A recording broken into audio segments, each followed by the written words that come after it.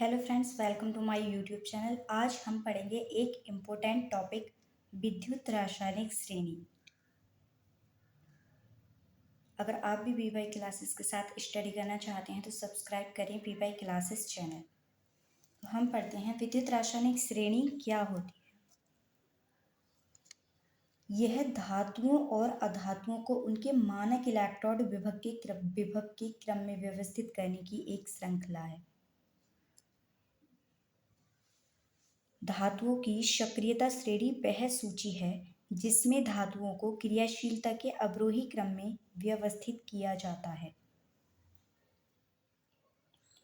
अर्थात इसमें यह श्रृंखला धातुओं के इलेक्ट्रॉन त्यागने की प्रवृत्ति अर्थात ऑक्सीकरण और अधातुओं की इलेक्ट्रॉन ग्रहण करने अपचयन की प्रवृत्ति को समझने में मदद करती है।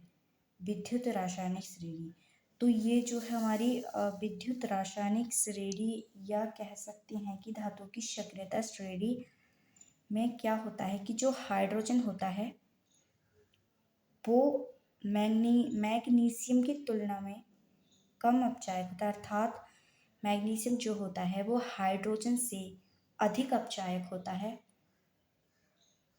प्रबल अपचायक होता है, इसीलिए वो हाइड्रोजन को विस्थापित नहीं कर सकता।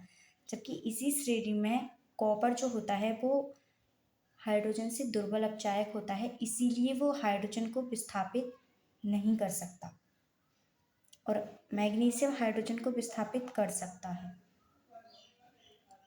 इस श्रेणी में क्या होता है कि ऑक्सीकरण प्रवृत्ति जो होती है, इलेक्ट्रॉन त्यागने की प्रवृत्ति, वो ऊपर से नीचे की ओर बढ़ती है, जबकि अपचयन प्रवृत्ति जो होती है, इलेक्ट्रॉन ग्रहण करने की प्रवृत्ति, वो नीचे से ऊपर की ओर बढ़ती है।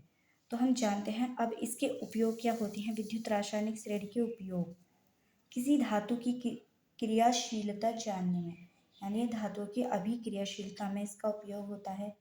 यह दूसरा है हमारा कि धातु अपक्षय समझने में। धातु अपक्षय मतलब यह जंग की रोकथाम के तरीकों को समझने में भी मदद करती है हमारी, और इस श्रेणी को बैटरी और इलेक्ट्रोप्लेटिंग जैसे अनुप्रयोगों में भी प्रयोग किया जाता है। रेडॉक्स अभिक्रियाओं की भविष्यवाणी करने में और विद्युत कोशों के वोल्टेज की गणना करने में भी विद्युत रासायनिक श्रेणी का उपयोग किया जाता है। तो ये थी आज की हमारी वीडियो अच्छी लगी हो तो वीडियो को लाइक करें और चैनल को सब्सक्राइब कर लें, और वीडियो कैसी लगी कमेंट में ज़रूर बताएं।